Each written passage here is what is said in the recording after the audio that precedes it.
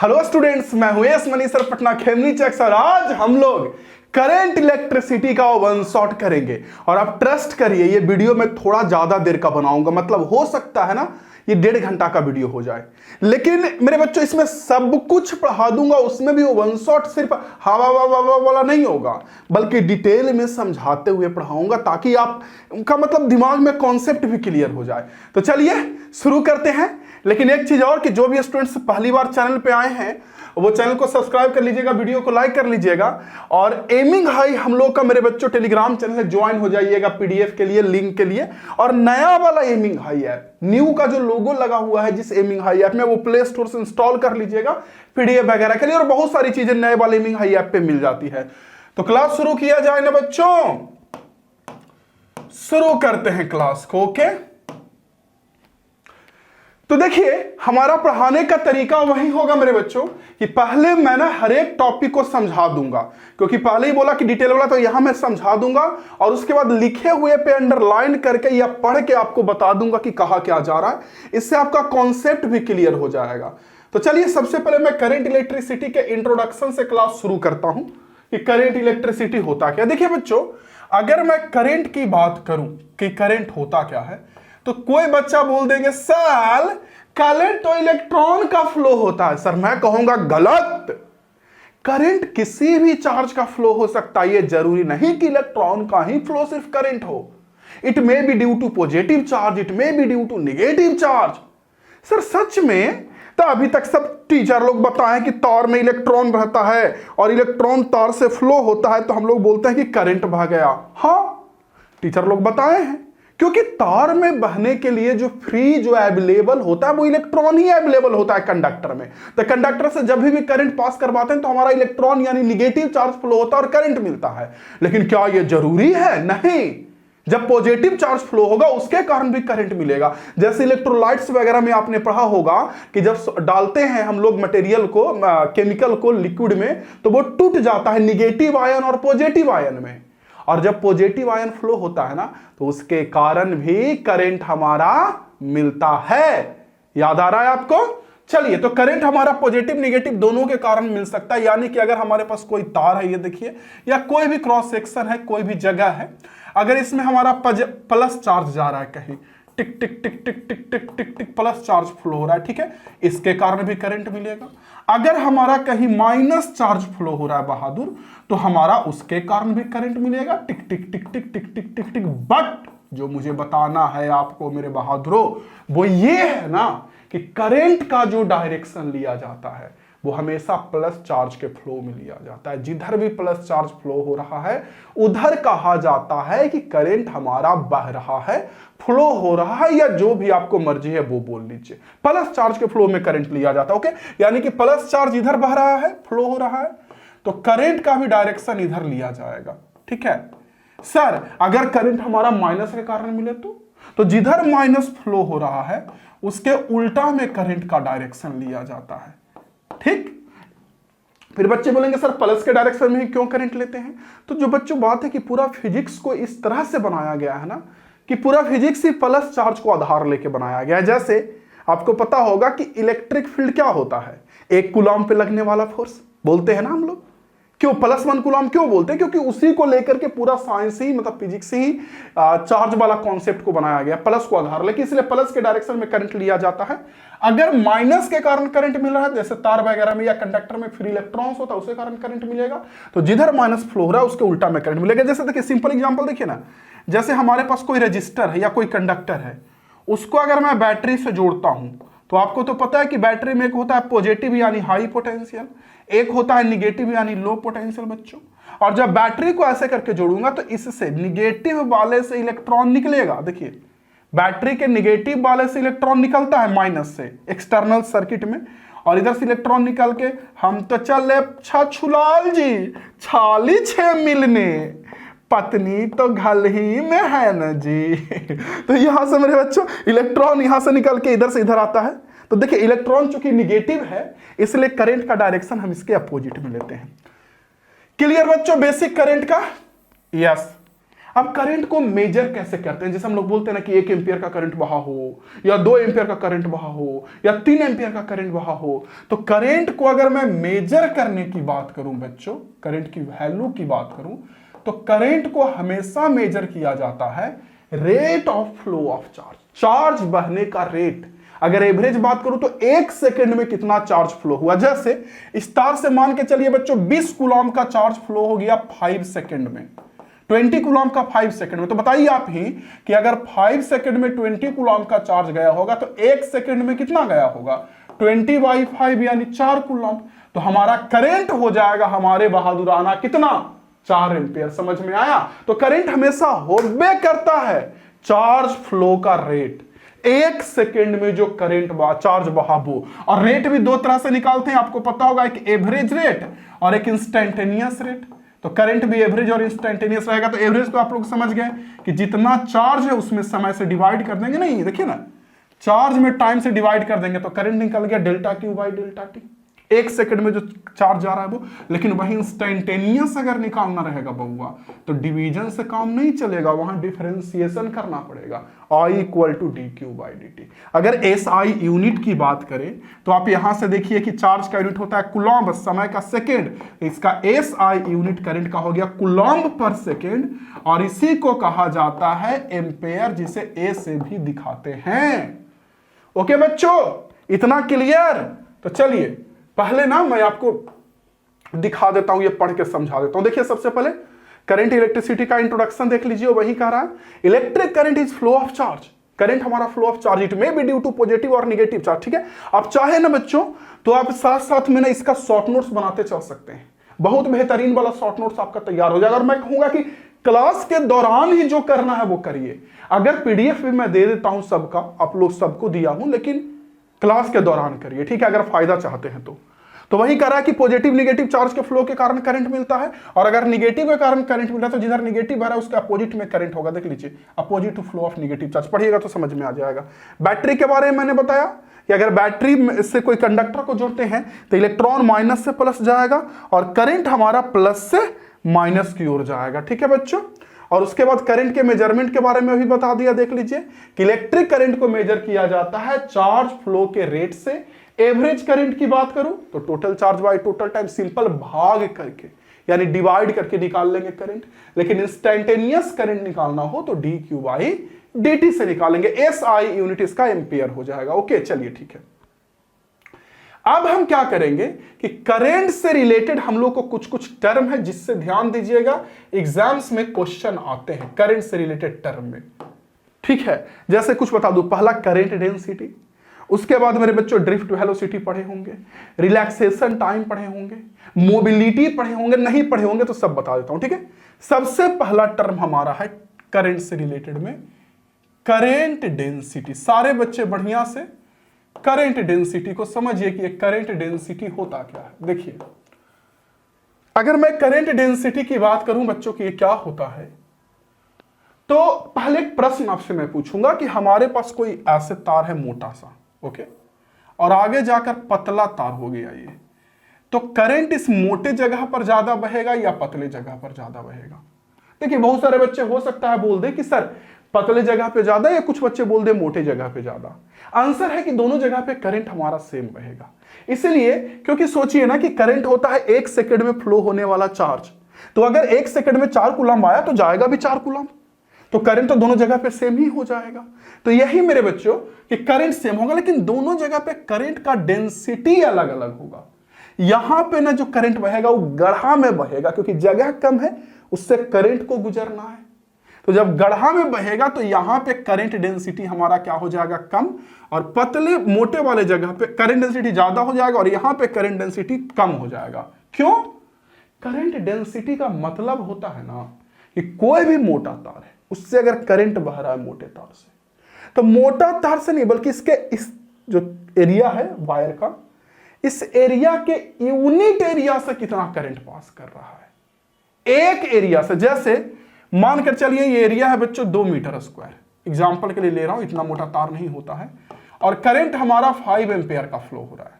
तो अगर current density निकालूं तो आप सोचिए कि 2 मीटर स्क्वायर एरिया से 5 एम्पियर का करंट जा रहा है, तो 1 मीटर स्क्वायर एरिया से कितना फ्लो करेगा? 5/2 यानी 2.5 एम्पियर का। समझ रहे हैं? यानी यही हमारा करंट डेंसिटी हुआ 2.5 एम्पियर पर मीटर स्क्वायर। तो याद रखिएगा कि करंट डेंसिटी हमेशा होता है करंट बाई परपेंडिकुलर एरिया, यानी एक एरिया से तार के यूनिट एरिया से कितना करंट फ्लो हो रहा होगा। इसका बहुत सिंपल सा यहां एक और उदाहरण लेकर के समझाता हूं, आपको शायद समझ में आ जाए अच्छे से।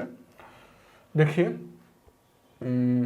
छोड़िए, हाँ देखिए, एक और उदाहरण ले रहा हूं या डिफिनीशन ले रहा हूं। मान कर चलिए मेरे बच्चों, हमारे पास ये कोई तार है, देख रहे हैं, इसका एरिया ए है, ये वाला एरिया जो है वो मान कर चलिए ये है परपेंडिकुलर एरिया ये, ठीक।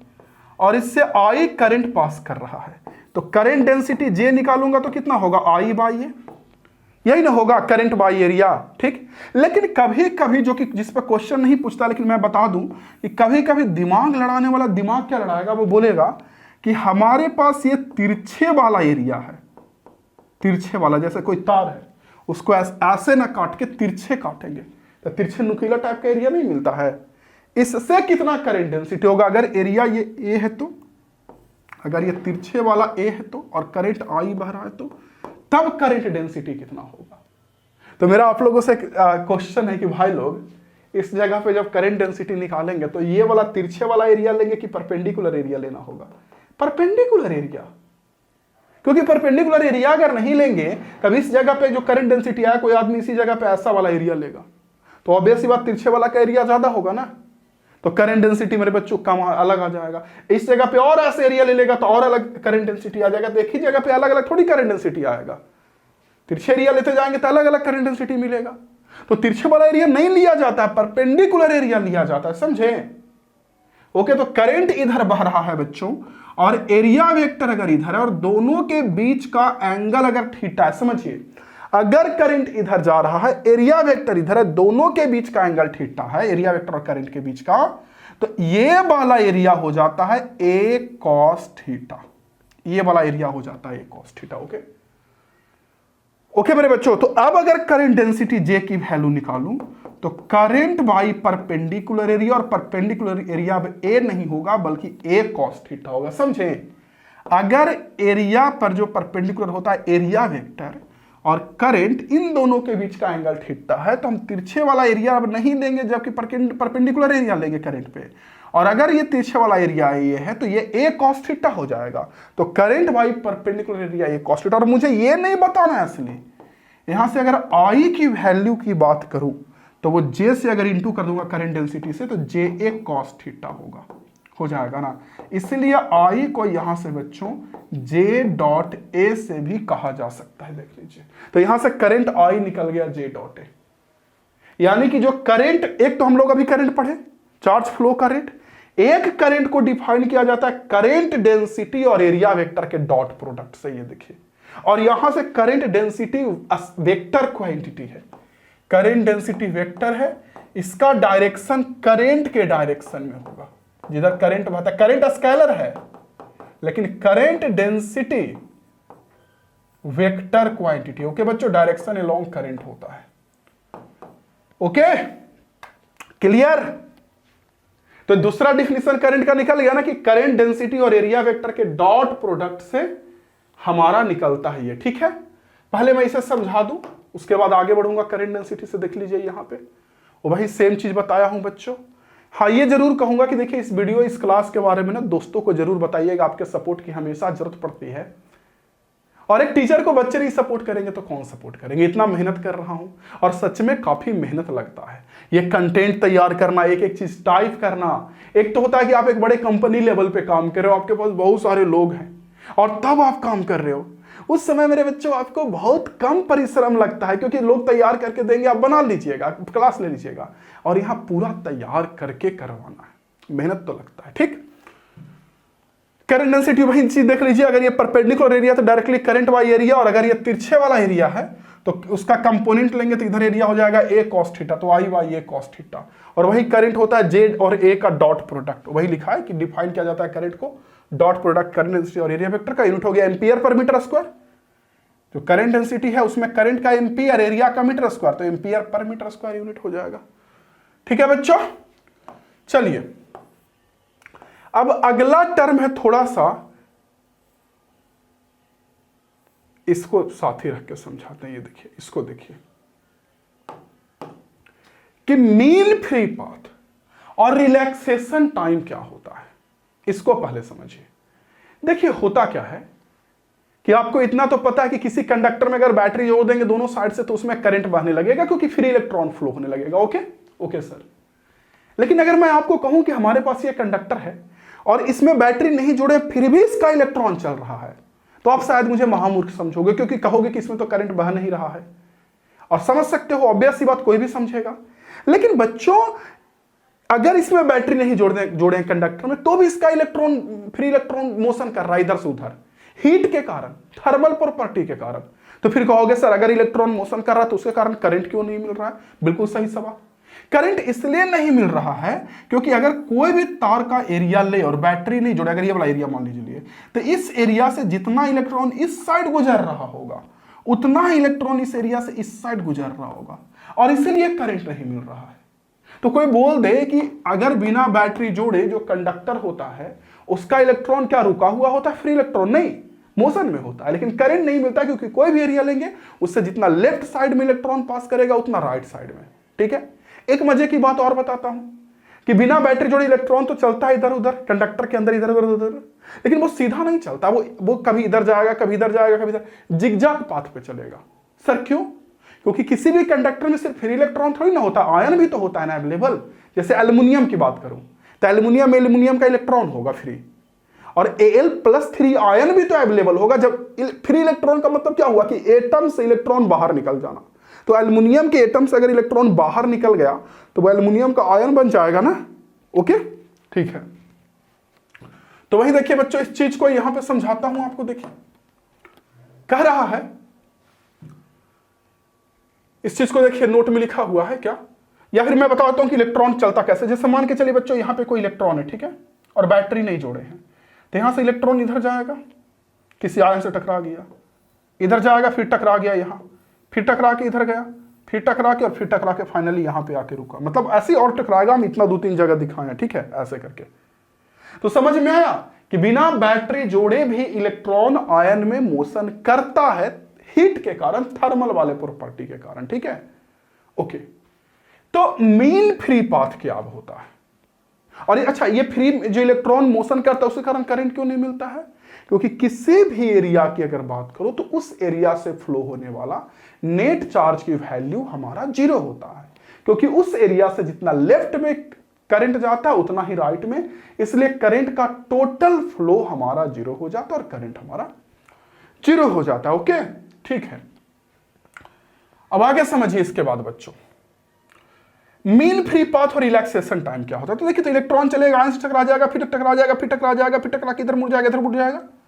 तो जब इलेक्ट्रॉन चलता है तो आयन से टकराता है, तो दो लगातार टक्कर के दौरान जो एवरेज डिस्टेंस चलता है ना इलेक्ट्रॉन, उसको बोलते हैं बच्चों मीन फ्री पाथ। जैसे इलेक्ट्रॉन चला, किसी से टकरा गया आयन से, फिर चला, फिर किसी से टकरा गया, फिर चला, फिर किसी से टकरा गया, तो टकराने के दौरान जो एवरेज डिस्टेंस होता है उसको बोलते हैं मीन फ्री पाथ। और एवरेज टाइम जो लगता है उसको बोलते हैं बच्चों रिलैक्सेशन टाइम। देखिए पहले इसको पढ़ लीजिए।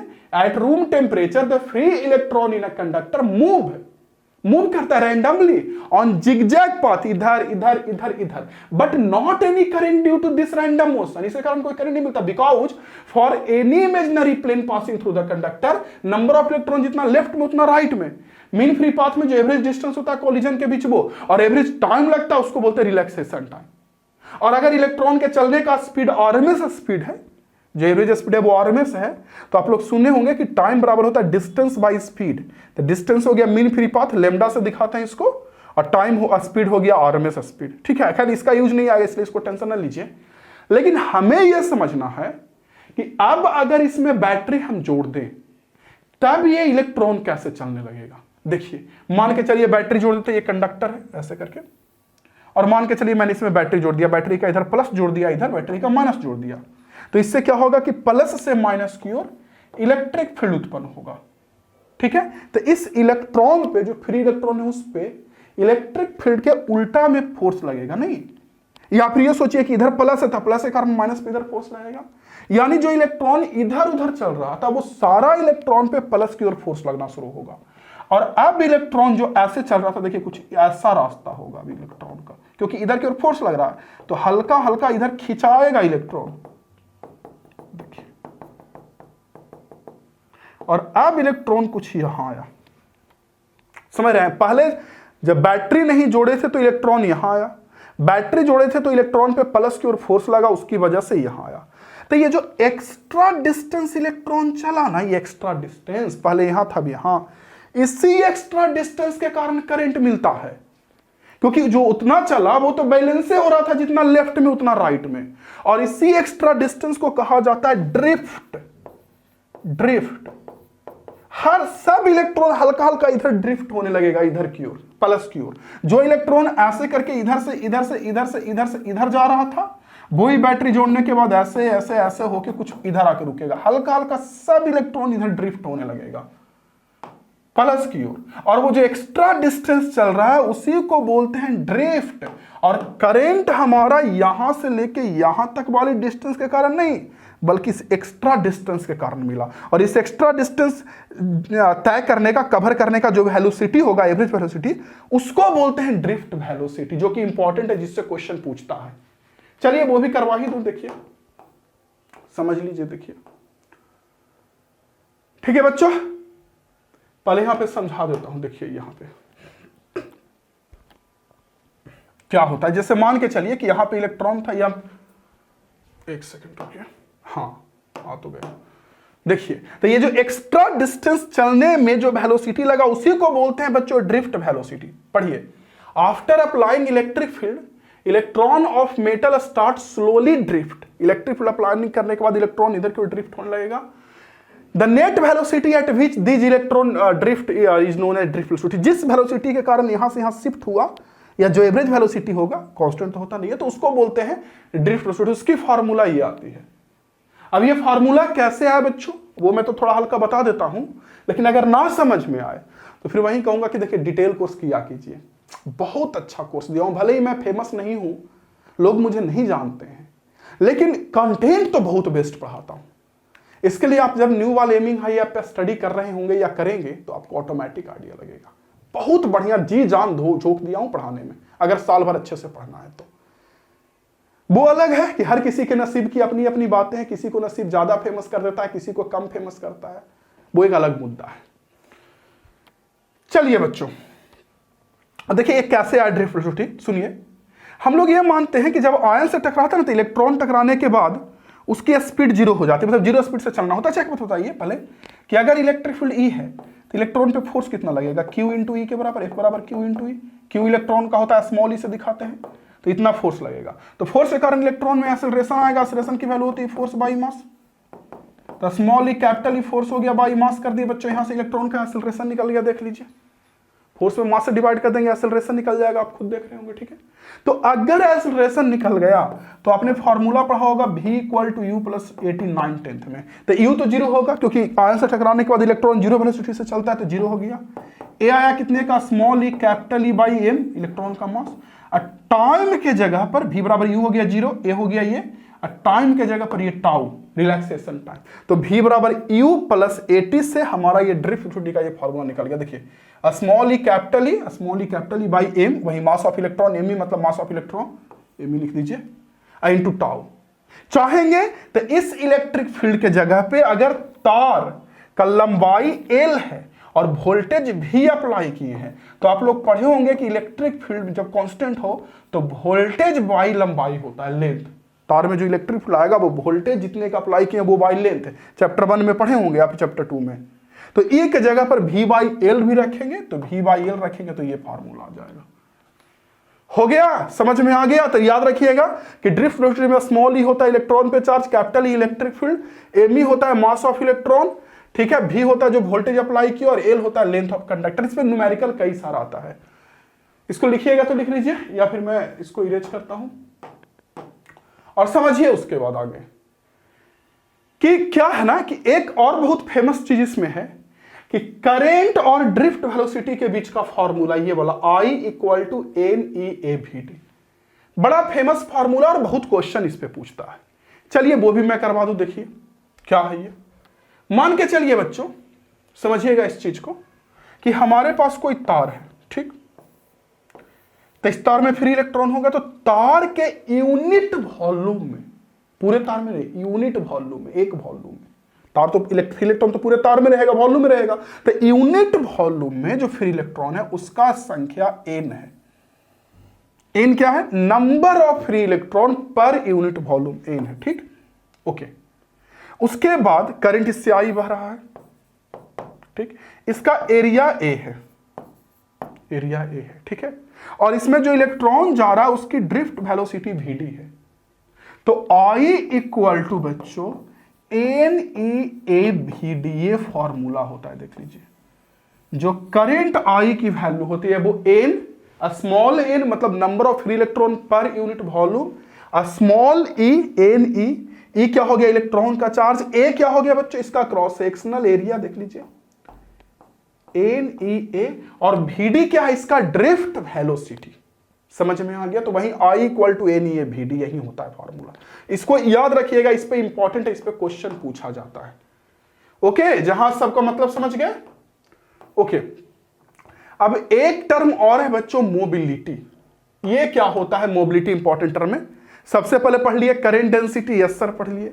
करंट डेंसिटी के बाद बच्चों हम लोगों ने पढ़ा क्या? Relaxation time, mean free path, फिर ड्रिफ्ट वेलोसिटी पढ़ लिया। अब पढ़ते हैं मोबिलिटी। मोबिलिटी देखिए क्या है, पहले बताइए कि करंट जो बहता है तार में, उसमें इलेक्ट्रॉन जो सारा डिस्टेंस कवर किया उसके कारण मिलता है, या एक्स्ट्रा डिस्टेंस कवर किया उसके कारण? सर एक्स्ट्रा के कारण।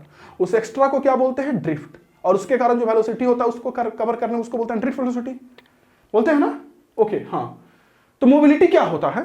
तो इलेक्ट्रिक फील्ड जब आप कंडक्टर में अप्लाई किए तो उसके कारण ड्रिफ्ट वेलोसिटी आया ना, इलेक्ट्रॉन में ड्रिफ्ट वेलोसिटी Vd, इधर या इधर किधर भी। तो मोबिलिटी होता है बच्चों drift velocity per unit electric field, यानी यूनिट इलेक्ट्रिक फील्ड अप्लाई करने पे कितना ड्रिफ्ट वेलोसिटी आएगा, drift velocity by electric field, ये होता है मोबिलिटी, ठीक है। और अब चाहे Vd की वैल्यू यहां अगर पुट कर देंगे, तभी आपने पढ़ा कि Vd की वैल्यू U प्लस AT से निकाल लेंगे, U 0 होगा, A की value small e capital E by M, A की वैल्यू T की वैल्यू टाउ, यही ना होता है बच्चों, और बाई E। Vd की वैल्यू पर पुट किया तो E से E कट जाएगा और आ जाएगा small e m tau, small e m tau, देख लीजिए। तो ये हो गया ड्रिफ्ट वेलोसिटी, चाहे drift velocity by electric field बोलिए या ये बोलिए, ठीक है। और ये भी ये सब फार्मूला इंपॉर्टेंट, मतलब ये सब फार्मूला अलग से कोई फार्मूला नहीं है। जैसे देखिए I इक्वल टू अभी आपने पढ़ा ना NeAVd, ये तो पढ़ा। तो कुछ नहीं करिए, आपको पता है कि म्यू इक्वल टू होता है drift velocity by electric field, तो यहां से Vd हो जाएगा म्यू इंटू ई, वो पुट कर दीजिए यहां NeA और Vd की वैल्यू म्यू इंटू ई, तो ये फॉर्मूला मिल गया। तो मोबिलिटी समझ में आ गया आप लोगों को? Drift velocity per unit electric field को हम लोग बोलते हैं मोबिलिटी। ओके बच्चों, ठीक है। ड्रिफ्ट वेलोसिटी भी समझ में आ गया, जिस नेट वेलोसिटी का करंट मिलता है उसको बोलते हैं ड्रिफ्ट वेलोसिटी। ओके, और अब हम लोग आएंगे ओम्स लॉ और रजिस्टर में। तो पहले मैं एक काम करता हूं कि ओम्स लॉ को समझा दिए देता हूं, जब समझा दूंगा तो आपके लिए लिखने में भी आसानी होगा, बढ़िया से आप लिख भी लोगे। और वैसे भी देखिए बच्चों 1 शॉट है तो थोड़ा सा तो फास्ट में आपको सुनना ही पड़ेगा, जल्दी जल्दी पूरा पढ़ना ही पड़ेगा। देखिए ओम्स लॉ क्या होता है आपको पता है सबके को, कि कोई भी कंडक्टर है तो इससे जो करंट बहेगा, करंट वो जितना ज्यादा इस पे वोल्टेज अप्लाई करेंगे उतना करंट बहेगा, यानी I जो होगा बच्चों वो डायरेक्टली प्रोपोर्शनल टू V होगा। यही तो ओम्स लॉ होता है। और आप भी सोच सकते हो कि किसी भी कंडक्टर से जितना ज्यादा वोल्टेज अप्लाई करेंगे उतना ज्यादा करंट बहेगा, यानी I V के प्रोपोर्शनल होगा। ओके, ठीक है। और यहां से इक्वल करेंगे तो कोई कांस्टेंट एंट्री मारेगा, या I प्रोपोर्शनल टू V तो बोल सकते हैं V प्रोपोर्शनल टू I, और इक्वल करेंगे तो कोई कांस्टेंट एंट्री मारेगा और वो कांस्टेंट R होता है। तो V बराबर R I बोल दीजिए या V बराबर I R बोल दीजिए, जो मर्जी है वो बोल दीजिए। तो यहां से वोल्टेज का फार्मूला निकल गया ओम्स लॉ से, देख लीजिए V बराबर I इंटू R। ओके बच्चों, अच्छा ये R जो होता है वो रेजिस्टेंस होता है, कांस्टेंट जो होता है ना वो R आता है, उसको बोलता है रेजिस्टेंस। ओके, और जो रेजिस्टेंस होता है ना बच्चों, अच्छा एक चीज और, ओम्स लॉ में 2 चीज कहा जाता है। पहला कि टेम्परेचर सेम होना चाहिए, क्योंकि टेम्परेचर अगर सेम यानी कांस्टेंट नहीं रहेगा तो कंडक्टर का रेजिस्टेंस R बदल जाएगा। R बदलेगा तो V और I के अलावे और भी बदलने लगेगा तो सिर्फ V और I प्रोपोर्शनल नहीं रह जाएगा। इसलिए कहा जाता है कि ओम्स लॉ में टेम्परेचर सेम होना चाहिए। दूसरा, कंडक्टर होना चाहिए, क्योंकि ओम्स लॉ में कंडक्टर के लिए ही सही होता है, सेमी कंडक्टर में I और V प्रोपोर्शनल नहीं हो पाता है। ठीक है, अब इसमें एक सुनने को मिलता है ओमिक सर्किट और एक सुनने को मिलता है नॉन ओमिक सर्किट। ओमिक और नॉन ओमिक, क्या होता है ओमिक, क्या होता है नॉन ओमिक? तो जो सर्किट ओम्स लॉ को फॉलो करता है वो होता है ओमिक। ठीक है, ओम्स लॉ क्या है ये, अगर इसके बीच का ग्राफ हम लोग ड्रॉ करें, देखिए V बराबर I इंटू आर का ग्राफ ड्रॉ करें तो V को अगर बाई एक्सिस पे दिखाए, या RI लिख दीजिए, जो भी लिखिए, V बराबर RI, तो V को अगर बाई एक्सिस पे दिखाए, I को एक्स एक्सिस पे, तो R हमारा M का काम करेगा, रेजिस्टेंस यही ना M का काम करेगा, स्लोप का काम करेगा, तो हमारा निकल जाएगा Y बराबर mx, यानी V बराबर I इंटू जो R ग्राफ है बच्चों, ये हमारा स्ट्रेट लाइन का ग्राफ मिलेगा, y इक्वल टू mx। देख रहे हैं ना, इधर भी दिखाएंगे, इधर I दिखाएंगे, ये स्ट्रेट लाइन, और स्ट्रेट लाइन I के साथ जितना एंगल बनाएगा उसको tan थीटा होगा रेजिस्टेंस के बराबर। देख रहे हैं, V बराबर I इंटू आर में जो स्लोप है वो क्या है, R है ना, तो ये ग्राफ जो I के साथ जितना एंगल बनाएगा उसका tan थीटा की वैल्यू होगी रेजिस्टेंस के बराबर। ध्यान दीजिएगा, I के साथ एंगल लीजिएगा, V के साथ मत ले लीजिएगा। कभी कभी एग्जाम में इधर दे देगा I है, इधर दे देगा V, तो बच्चा इधर से एंगल ले लेता है, इधर से नहीं, फिर इधर I देगा तो इधर से एंगल लीजिएगा। समझ रहे हैं ना कि ओम्स लॉ से जो ग्राफ मिलता है वो स्ट्रेट लाइन मिलता है, ठीक, और वो ग्राफ I के साथ जो एंगल बनाता है उसका tan थीटा की वैल्यू रेजिस्टेंस स्लोप के बराबर होता है, जो कि स्लोप रेजिस्टेंस के बराबर है। ओके, चलिए ठीक है, तो मैंने बोला ओमिक और नॉन ओमिक, जो ओम्स लॉ को फॉलो करता है वो ओमिक, जो नहीं फॉलो करेगा नॉन ओमिक। ओम्स लॉ को फॉलो करने का मतलब कि जिसमें I और V प्रोपोर्शनल हो, या I और V के बीच का ग्राफ स्ट्रेट लाइन हो, या I और V का अगर रेशियो निकाले V/I तो कांस्टेंट आए R के बराबर, रेजिस्टेंस के बराबर, तो उसको बोलते हैं ओमिक सर्किट। नहीं फॉलो करता जैसे सेमीकंडक्टर, वो हो गया non ohmic circuit. Okay, GaAs, diode, ये सब सेमीकंडक्टर है। GaAs का ग्राफ भी देख लीजिएगा, कुछ ऐसा ग्राफ होता है GaAs का, स्ट्रेट लाइन नहीं होता है, इधर V है इधर I है।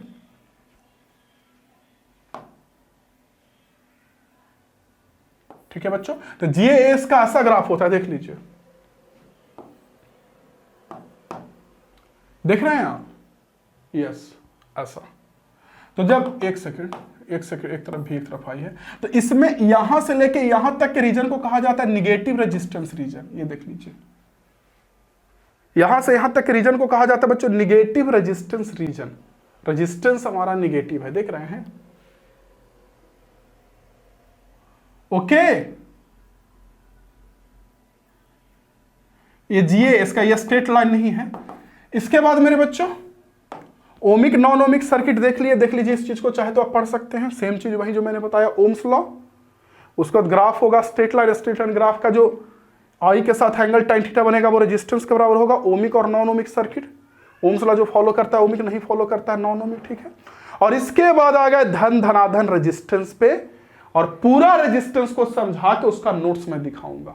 आप चाहे तो इन पूरे नोट्स को लिख सकते हैं, समझ सकते हैं, स्क्रीनशॉट ले सकते हैं, आपकी मर्जी। थोड़ा जल्दी से मेरे साथ पास करना मजबूरी है तो आप रोक के लीजिएगा।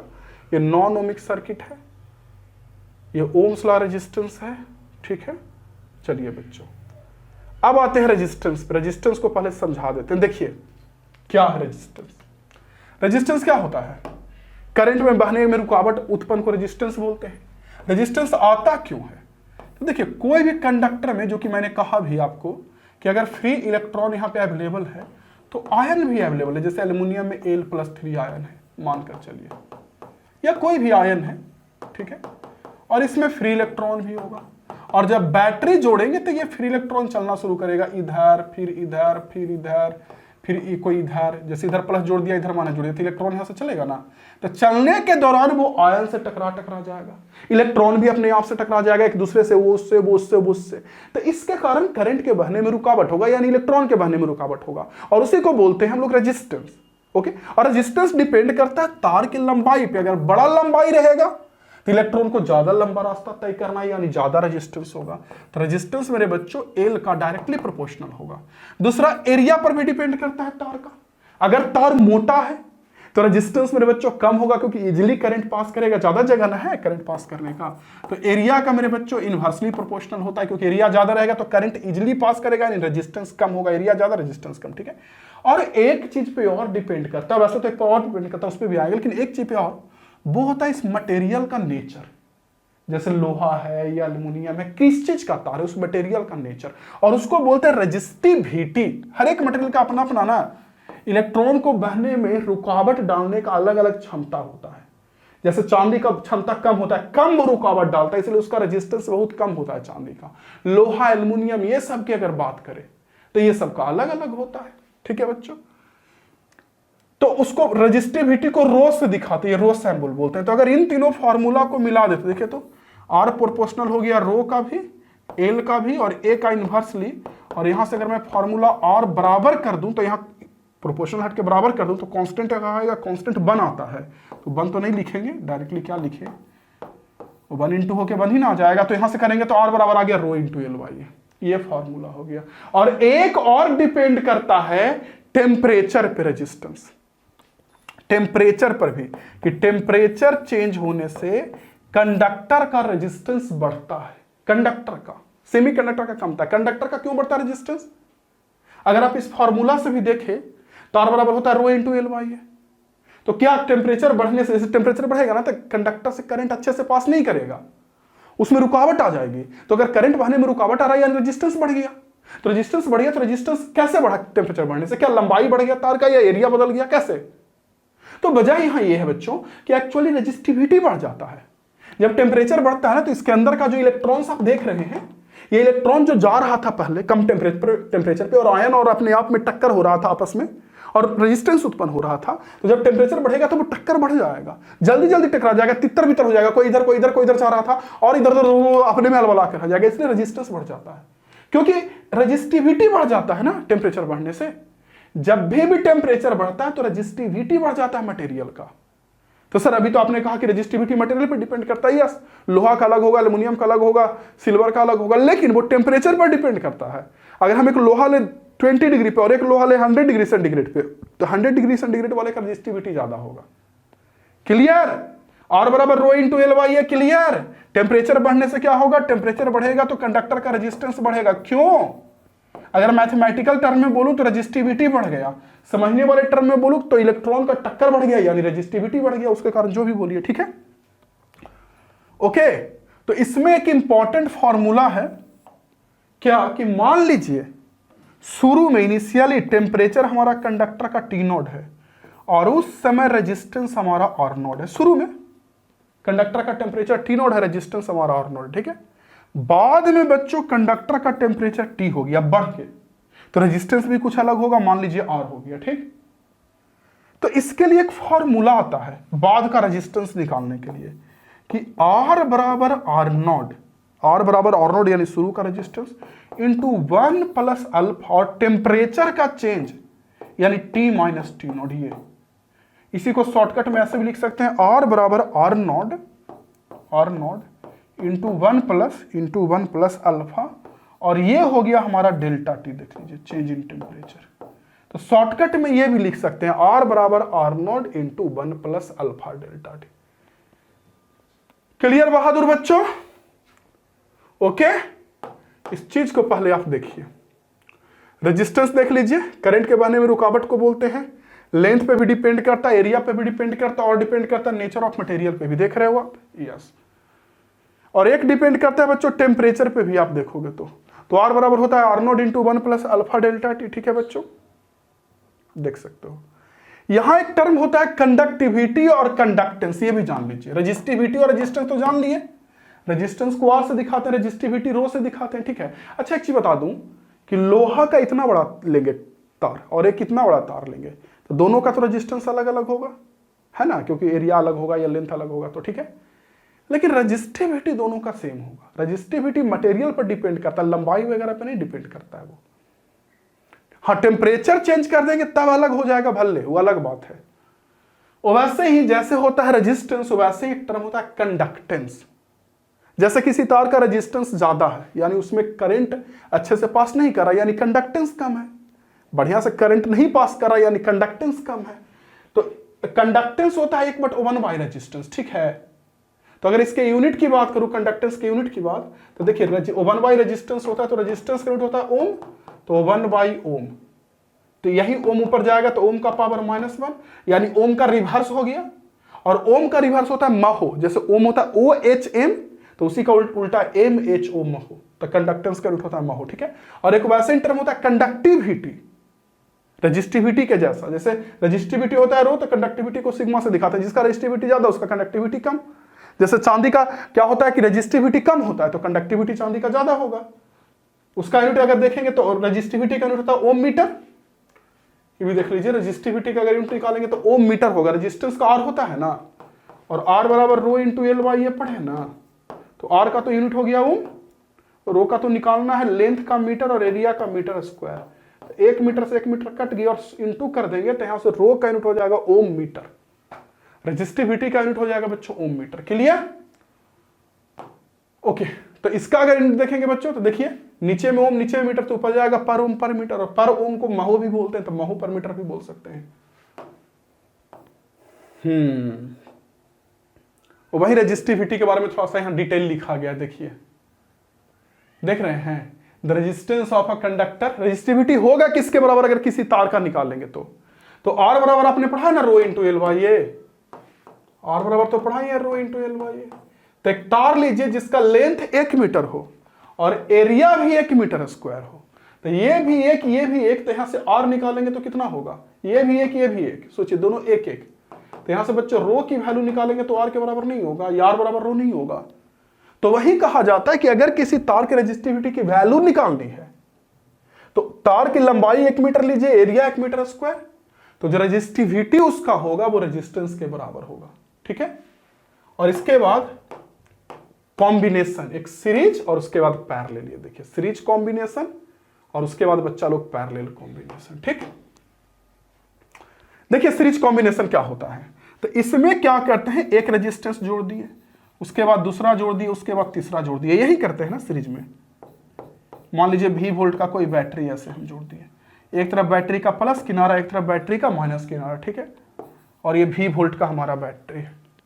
तो सीरीज कॉम्बिनेशन में क्या होता है कि अगर यहां से कोई आई करंट निकला, ठीक, तो आई करंट निकला मेरे बच्चों, तो टिक टिक टिक टिक टिक टिक टिक टिक टिक टिक टिक टिक टिक, देख लीजिए एक दूसरे से लगातार जुड़ा हुआ है, तो सबसे करंट हमारा सेम फ्लो होता है, क्योंकि बीच में कोई टुकड़ा नहीं ना है कि करंट उधर बट गया, तो करंट सबसे सेम फ्लो होगा सीरीज कॉम्बिनेशन में।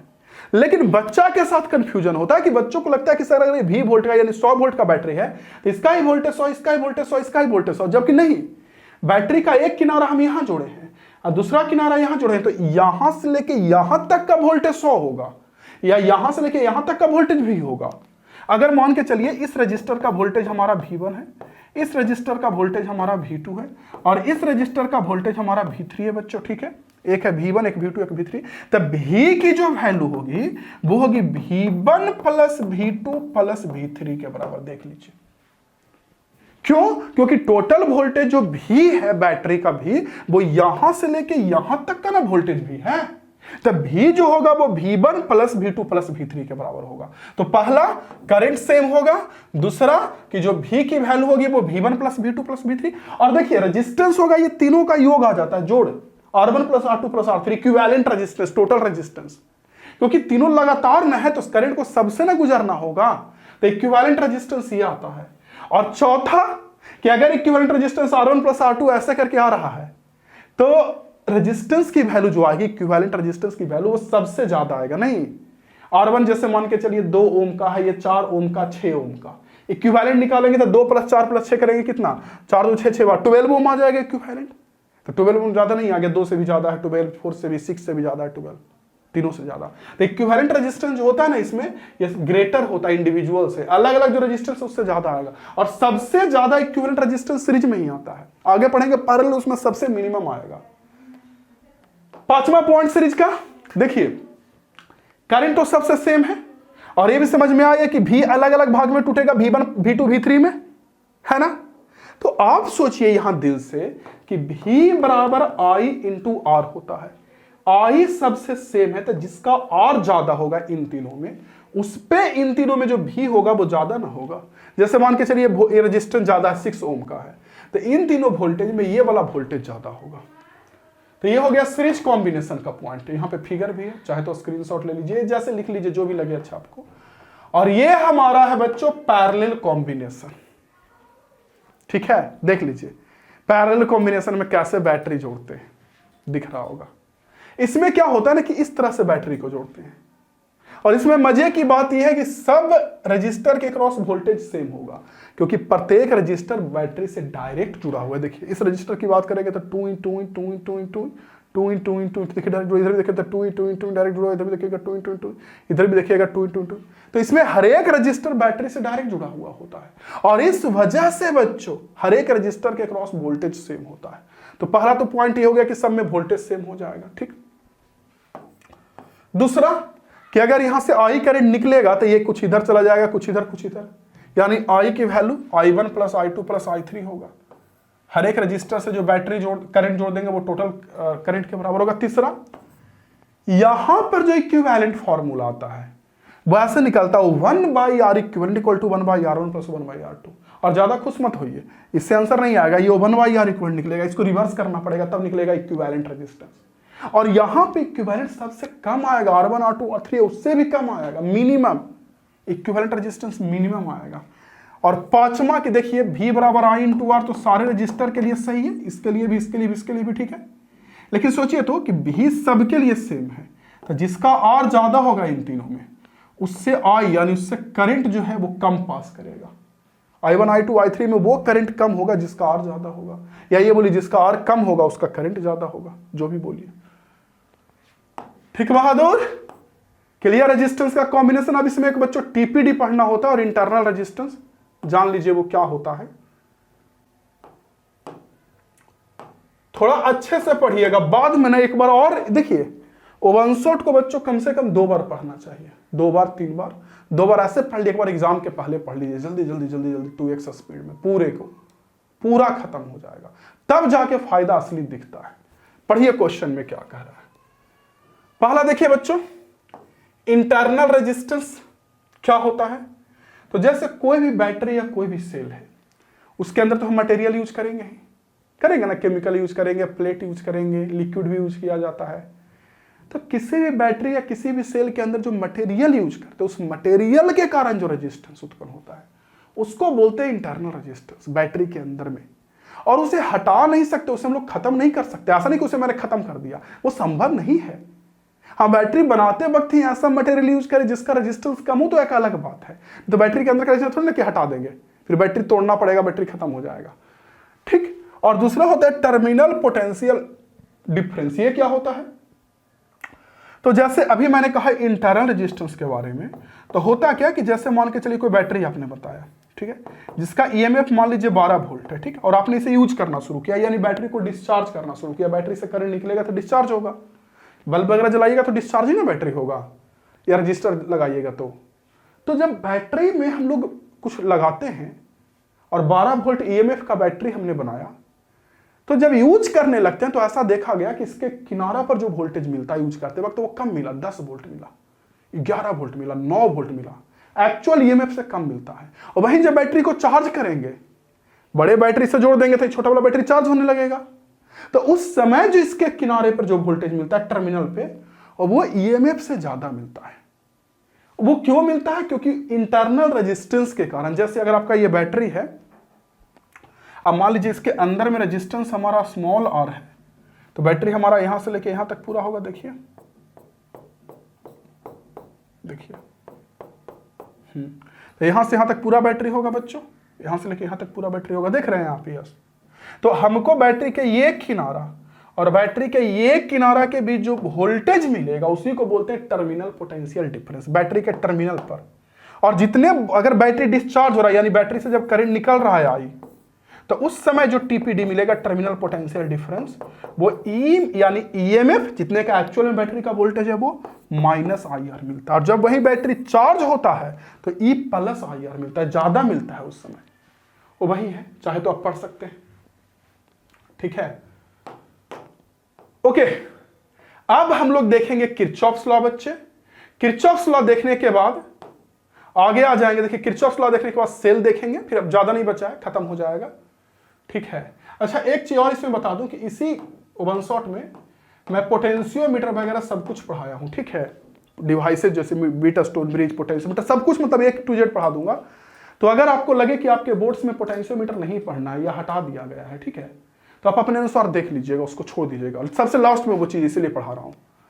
तो देखिए किरचॉफ्स का ना 2 लॉ है करंट का, बड़ा इंपॉर्टेंट एग्जाम में क्वेश्चन आता है। 2 लॉ है। पहला लॉ क्या कहता है कि कोई भी जंक्शन है, जंक्शन समझते हैं जहां से 2-3 तार निकला, जैसे इधर से कोई तार आया, इधर से कोई तार आया, इधर कोई गया, तो देखिए यहां जंक्शन हो गया। इन्हें कि कोई तार गया और ऐसे मुड़ गया तो इसको जंक्शन बोलेंगे, ये नहीं वहां एक और कोई छोर निकले, ऐसे मुड़ गया तो ऐसे गया तब बोलेंगे जंक्शन। समझ रहे हैं ना? ये तो बस मुड़ा है तार, इधर से ऐसा रास्ता मुड़ जाएगा तो जंक्शन थोड़ी इसको बोलेंगे। तो जब कोई जंक्शन होता है तो किरचॉफ्स का पहला लॉ ये कहता है कि किसी जंक्शन पे जितना करंट आ रहा है, जैसे इधर से I1 आ रहा है, इधर से I2 आ रहा है, तो जाने वाला भी उतना ही होगा। और एक छोटा सा बच्चा भी सोच सकता है कि सच में सर जितना करंट आया उतना जाएगा। अगर इसमें 2 एम्पियर आया, 4 एम्पियर आया, तो इधर से 6 ही एम्पियर जाएगा ना। तो यही किरचॉफ्स का फर्स्ट लॉ कहता है, I1 + I2 = I3, या जितना भी यहाँ पे आ रहा है I1 I2 I3 I4 I5, I1 I2 आ रहा है, जा रहा है I3 I4 I5, तो ये दोनों का जोड़ इसके बराबर होगा, ठीक है। इसी किरचॉफ फर्स्ट लॉ को जंक्शन लॉ भी बोलते हैं क्योंकि यहाँ पे जंक्शन है, ठीक है। पॉइंट लॉ भी बोलते हैं क्योंकि यहाँ पे पॉइंट है इसीलिए, ठीक। किरचॉफ का सेकेंड लॉ देखिए क्या कहता है।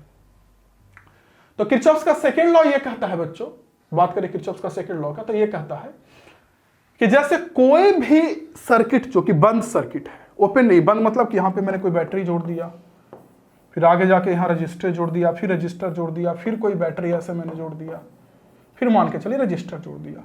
तो सेकेंड लॉ ये कहता है इस बंद लूप में, कोई भी बंद लूप, इसलिए सेकेंड लॉ का एक नाम और होता है loop law, Kirchhoff second law या लूप लॉ, ठीक।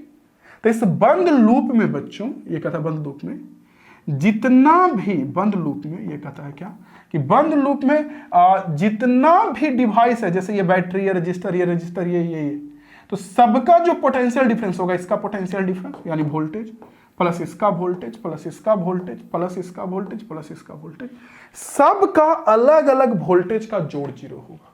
यही करता है, कहता है किरचॉफ सेकेंड लॉ। देख लीजिए यहाँ पे अगर फिगर दिख रहा होगा आपको, तो A पॉइंट है, B पॉइंट, VAB देख लीजिए, यानी A से B के बीच का वोल्टेज, फिर VBC, B से C, फिर C से D, फिर D से E और E से A, F भी है, F से A। तो जितना भी डिवाइस है सब के क्रॉस वोल्टेज का सम 0 होता है, ठीक है।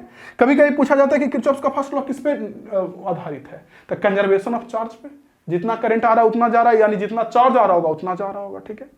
सेकेंड लॉ तो एनर्जी के कंजर्वेशन पे, टोटल, या फिर इलेक्ट्रिक फील्ड का कंजर्वेटिव फॉर्म बोलिए या एनर्जी का कंजर्वेशन फॉर्म बोलिए, ठीक है बच्चों। किरचॉफ लॉ में क्वेश्चन भी बहुत सारा होता है, ओके।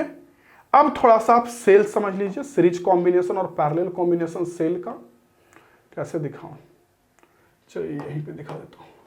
सेल का सीरीज कॉम्बिनेशन, पैरेलल कॉम्बिनेशन, क्या क्या रिजल्ट मिलता है सीरीज कॉम्बिनेशन पैरेलल कॉम्बिनेशन में, वो देखिए समझिएगा। जैसे मान के चलिए बच्चों अच्छे से कि हमारा ये सेल है, ठीक, और इसका इंटरनल सेल का ईएमएफ E1 है या E है, जो भी EMF E1, internal resistance R1 है, ठीक है। फिर हमारा दूसरा सेल है E2 और अंदर का रेजिस्टेंस हमारा R2 है, ठीक। फिर तीसरा सेल है E3, ऐसे करके बहुत सारा, या मान लीजिए 3 ही सेल लेते हैं और इसका अंदर का रेजिस्टेंस R3 है। तो इस पॉइंट और इस पॉइंट के बीच कुल ईएमएफ कितना होगा अगर सेल को सीरीज में जोड़े तो ऑब्वियस सी बात, इसका ईएमएफ E1 प्लस इसका E2 प्लस इसका E3, यही ना होगा, E1 plus E2 plus E3, यही तो होगा हमारा टोटल। और total resistance R1 plus R2 plus R3। तो वही कहा गया सीरीज कॉम्बिनेशन में कि the equivalent EMF of series combination of n cell, अगर n सेल है तो is just the sum of their individual EMF, अलग अलग सेल का जो इंडिविजुअल ईएमएफ है उसको जोड़ देंगे तो टोटल ईएमएफ निकल जाएगा। एंड इक्विवेलेंट इंटरनल रेजिस्टेंस, अगर टोटल रेजिस्टेंस निकालना तो देखिए, तो ये R1, ये R2, ये R3 सब किस में, सीरीज में है ना। तो इक्विवेलेंट इंटरनल रेजिस्टेंस जो होगा वो सबका जोड़, वो भी सबका जोड़ होगा। बस यही बताया गया है। देखिए इस चीज को यहाँ पे पढ़ेंगे तो पता चलेगा। ये देखिए equivalent EMF E1 plus E2 plus E3 ऐसे करके En तक, और internal resistance R1 plus R2 plus R3 plus Rn तक, देख रहे हैं। तो ये तो काफी इजी होता है बच्चों। लेकिन वही सेल अगर सीरीज में ना हो के पैरेलल में हो तो, और इस समय पे इक्विवेलेंट ईएमएफ या इक्विवेलेंट रेजिस्टेंस निकालना हो तो, और यहां पे बच्चों को समस्या होती है। देखिए कोई भी चीज आपको लगे कि ये फॉर्मूला कैसे आया, तो देखिए वन शॉट में तो वो संभव है नहीं बच्चों, डिटेल कोर्स में संभव है, यही कहूंगा पढ़ लीजिएगा, ठीक है। अगर आप ये एमिंग हाई पे कर रहे हैं या फिर अगर मान लीजिए यूट्यूब वगैरह या कहीं भी क्लास कर रहे हैं, तो एमिंग हाई ऐप पे हम पढ़ाएं, काफी अच्छा से जाके पढ़ लीजिएगा, मन और दिल दोनों आपका खुश हो जाएगा। देखिए पैरेलल में क्या कि मान लीजिए कि एक सेल है जिसका ईएमएफ E1 है, ठीक है, और अंदर का रेजिस्टेंस R1 है, दूसरा सेल जिसका ईएमएफ E2 है, ठीक है, और अंदर का रेजिस्टेंस R2, ऐसे करके बहुत सारा सेल, हम दो ही को ले रहे हैं, दो को, ठीक।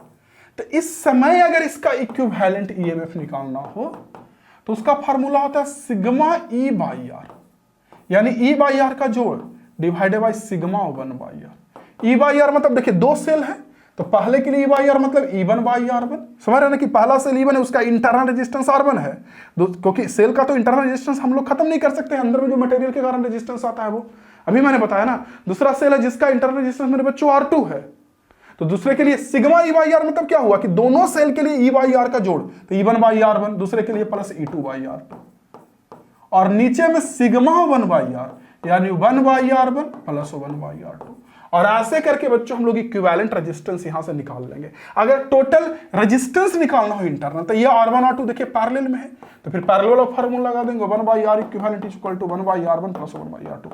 तो होता क्या ना कि सेल के पैरेलल कॉम्बिनेशन में अगर इंटरनल रेजिस्टेंस टोटल निकालना है तब तो वो इजी है पैरेलल कॉम्बिनेशन के जैसा, लेकिन इक्विवेलेंट ईएमएफ अगर निकालना है बच्चों तो वहां पे समस्या हो जाती है, और वो इक्विवेलेंट ईएमएफ निकालने के लिए हमको ऐसे कुछ करना पड़ता है, ठीक है, थोड़ा कॉम्प्लिकेटेड फॉर्मूला आ जाता है।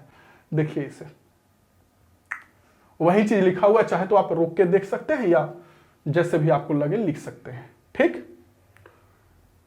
ओके, अब हम लोग आते हैं heating effect of electric current, जो करंट हीट उत्पन्न करता है ना उसके बारे में।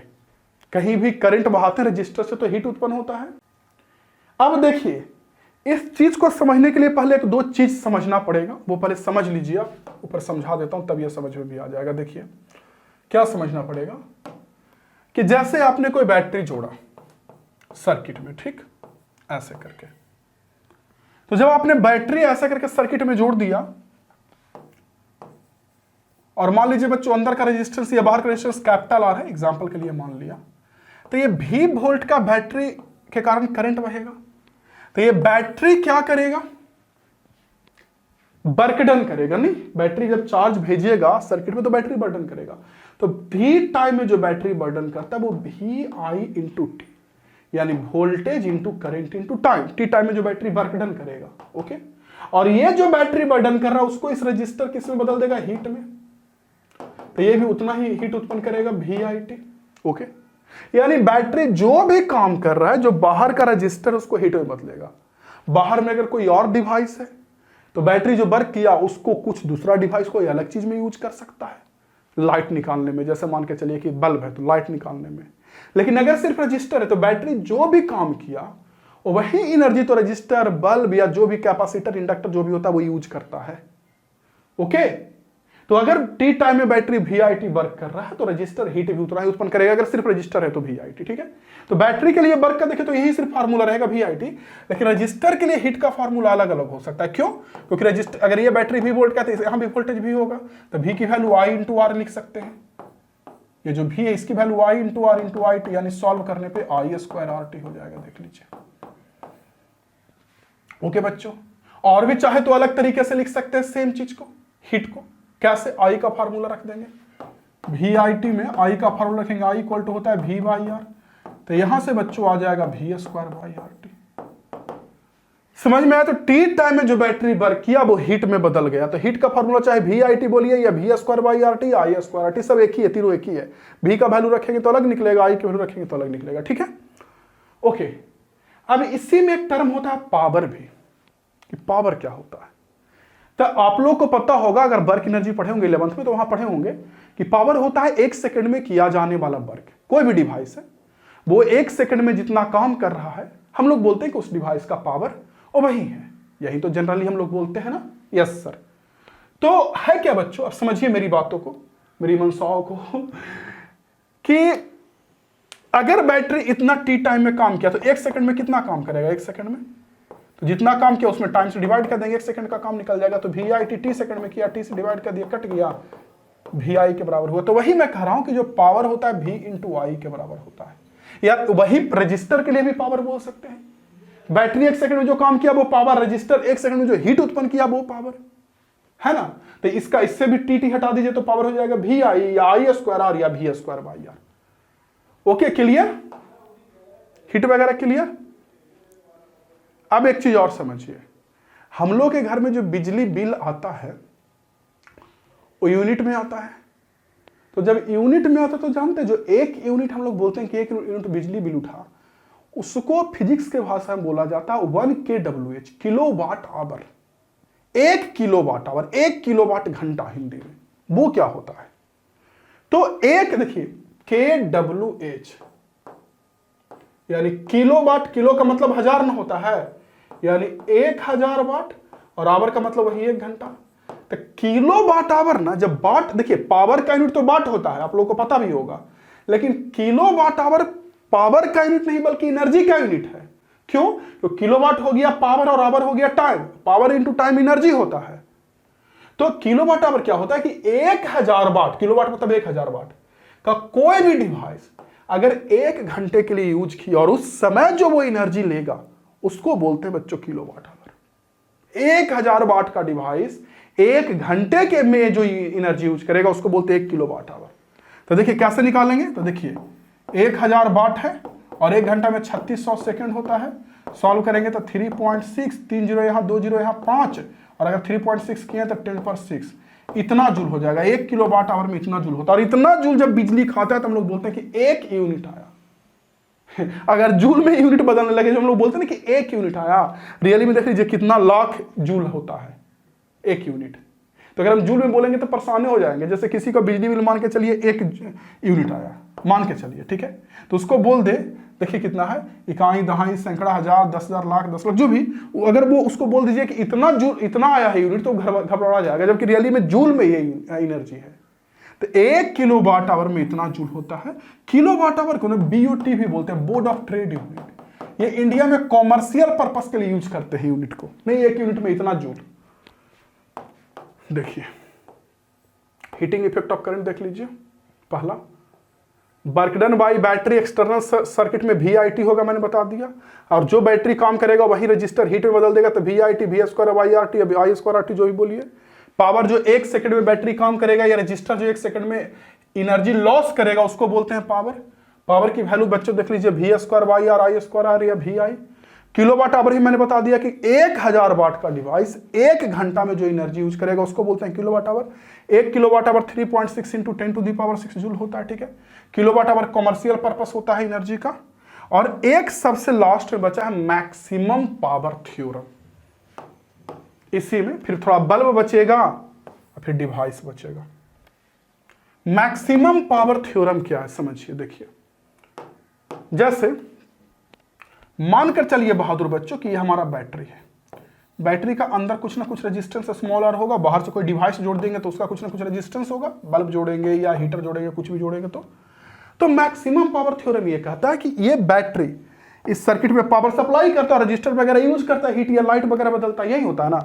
तो ये बैटरी पावर मैक्सिमम तभी देगा सर्किट में जब बाहर का रेजिस्टेंस अंदर वाले रेजिस्टेंस के बराबर।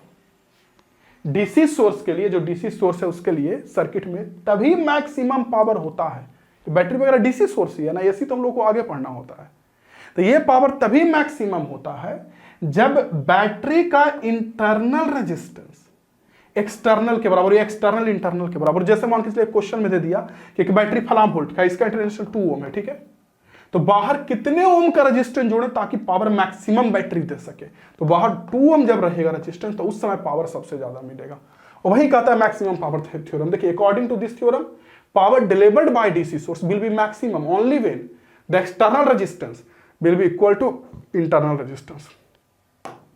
ठीक है, आगे बढ़ते हैं। अब आते हैं इलेक्ट्रिक बल्ब में फिर बचेगा थोड़ा सा कार्बन रेजिस्टेंस, और फिर डिवाइसेस वगैरह, बीटस्टोन ब्रिज, मीटर ब्रिज, ये सब। देखिए बल्ब का सीरीज कॉम्बिनेशन में क्या होता है, एक दो चीज जान लीजिए पहले कि बल्ब के सीरीज कॉम्बिनेशन में इक्विवेलेंट पावर ये मिलता है, ठीक है। और क्योंकि इसके लिए तो थोड़ा डिटेल पढ़ना पड़ेगा, बल्ब का एक क्लास ही होता है 1.5 घंटे का, जिसमें बढ़िया से समझाया जाता है कि कब कौन सा बल्ब ज्यादा चमकेगा, कब कौन सा बल्ब कम चमकेगा, ठीक है, तब बढ़िया समझाया जाता है। लेकिन समझिए इस चीज को यहां मैं समझा दे देता हूं कि सीरीज कॉम्बिनेशन में अगर मान के चलिए कि बल्ब का जो रेटिंग है, बल्ब पे लिखा रहता है ऐसे P0 V0, सुने होंगे कि बल्ब का पावर P0 है, वोल्टेज V0 है, यानी V0 वोल्ट पे बल्ब P0 पावर होगा। देखिए 100 वाट 220 वोल्ट ऐसे लिखा रहता है बल्ब पे, 220 वोल्ट, यानी 220 वोल्ट पे ये 100 वाट का काम करेगा बल्ब, ठीक है। अलग वोल्टेज होगा तो अलग पावर होगा। तो बल्ब को अगर हम P1 P0 V0 है और ऐसे बहुत सारा बल्ब है, 1 2 3 ऐसे करके, ठीक है, इसका पावर P0 1, इसका P0 2, P0 3 या P1 P2 P3 जो है, और रेटिंग V0 V0, इसको अगर हम V0 सोर्स से अगर जोड़ते हैं बल्ब को, इक्विवेलेंट पावर ये होता है, ठीक है। और इसमें सबसे बड़ी बात यह है बच्चों जो मुझे बताना है कि सीरीज कॉम्बिनेशन में जिस बल्ब का पावर ज्यादा होता है वो कम ग्लो करता है, वो कम चमकता है। सीरीज कॉम्बिनेशन में जिस बल्ब का पावर ज्यादा होता है वो कम चमकता है। देखिए in this combination current by each bulb is same, ठीक है, ईच बल्ब से सेम होता है। If voltage rating of each bulb is same, ठीक है, हर एक बल्ब से करंट सेम बहेगा, ठीक है। फिर यहां से देखिए मेन चीज यहां है, सीरीज में तो सबसे करंट सेम रहेगा। आपका इफ अगर सारे बल्ब का वोल्टेज रेटिंग सेम है, यानी V0 V0 V0, और पावर रेटिंग अलग अलग होगा, कोई P0 1 पावर का या P1 P2 P3 पावर का, तो उस समय देखिए कह रहा then the bulb having more power, जिसके पास पावर ज्यादा होगा वो कम चमकेगा, वो कम पावर कंज्यूम करता है। इसके लिए डिटेल कोर्स पढ़ना पड़ेगा, ठीक है, और वो कम चमकेगा।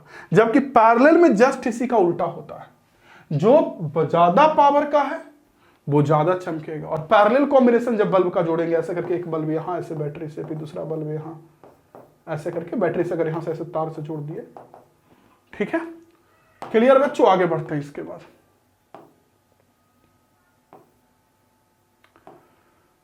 अब हमारा टर्म है कार्बन रेजिस्टेंस। देख लीजिए आपके बोर्ड्स में अभी मैं जो पढ़ाने जा रहा हूं, कार्बन रेजिस्टेंस पढ़ाऊंगा, बीटस्टोन ब्रिज पढ़ाऊंगा, और जो 1-2 डिवाइस है पोटेंशियोमीटर, मीटर ब्रिज, वो सब पढ़ाऊंगा। अगर आपके सिलेबस में है तो पढ़ लीजिए, नहीं है तो छोड़ दीजिए, देख लीजिए।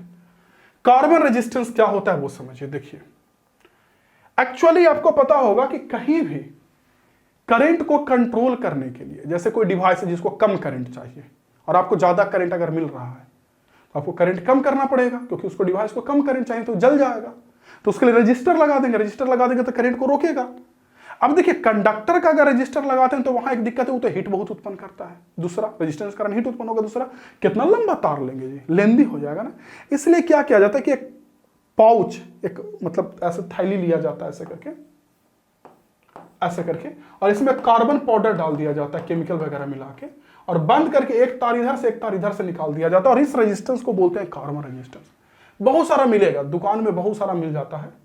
तो मेनली कार्बन रेजिस्टेंस क्या है ये बड़ी बात नहीं है, तो समझ में आ रहा है कि एक जैकेट में कार्बन पाउडर डाल देंगे पैकेट में तो वो बन जाएगा कार्बन रेजिस्टेंस। बल्कि इसका रेजिस्टेंस कैसे पता करते हैं, क्योंकि इसमें अलग अलग रंग रहेगा, यहां अलग रंग रहेगा, यहां अलग रंग रहेगा, यहां अलग 4 गो पट्टी रहता है। देखिए 1 2 3 4, ठीक है।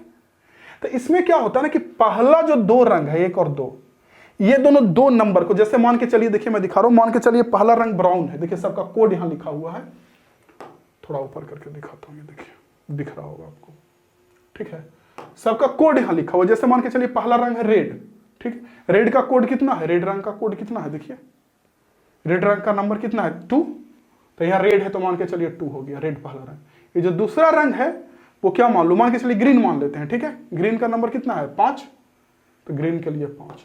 और तीसरा जो रंग है वो मान के चलिए बच्चों येलो है, ठीक, येलो का रंग कितना है 4, तो 4। तो इसका जो रेजिस्टेंस होगा, ये जो पहले 2 रंग है वो नंबर को बताता है, जैसे 2 5 हुआ यानी कि रेजिस्टेंस हो गया 25 इनटू, और तीसरा जो रंग है जिसका देखिए 4 है, जो कि मैंने येलो लिया है, तीसरा लिया है येलो, ठीक है। दूसरा मैंने 5 वाला लिया है ग्रीन, और तीसरा मैंने रेड वाला कौन सा लिया है, हाँ तो अगला मैंने क्या लिया, रेड, 2 नंबर वाला रेड, ठीक है रेड।